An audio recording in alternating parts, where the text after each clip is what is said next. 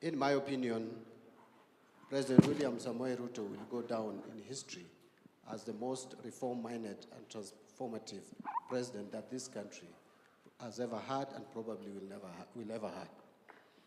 I say so because in this administration, we have seen privatization acts legislated in 2025. We have seen the Government-Owned Enterprises Act legislated and enacted, very transformative. And you know, when you want to transform a country or any system, you must disrupt it. So what we are seeing is actually disruption that is positive and progressive. We have just had National Infrastructure Fund enacted into law, and a fund that has attracted over 2.8 billion US dollars. If you study or you take a sample of all the funds that have been set up, the National Infrastructure Funds, probably ours has the highest startup or initial capital. I have discussed the Indian fund, the Indian model with them. They started with less amount than ours. So we are starting at a very strong position.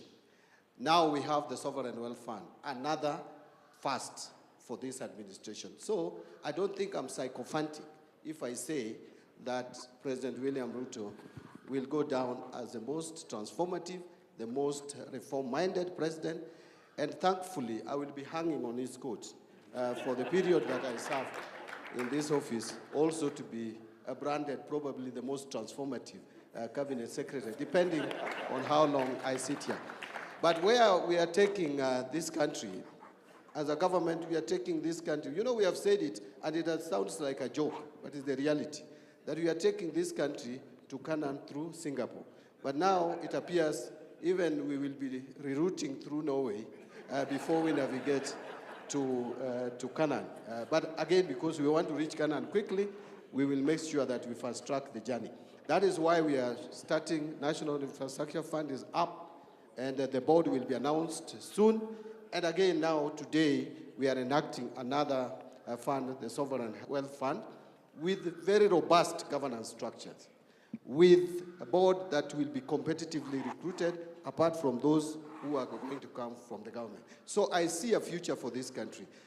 In this fund, the stabilization component is going to be very critical. Remember, just the other day, we have been complaining, and even today, that we need to lower the prices of petroleum products, the oil prices. And you hear people talk of reduce prices, reduce prices, reduce prices. For you to be able to manage that, the shocks, you must have a dedicated fund that would help you do that. And this is one of the routes. It is not about shouting in political rallies. You cannot go to a political rally and reduce the price of petrol, for example. It is not possible.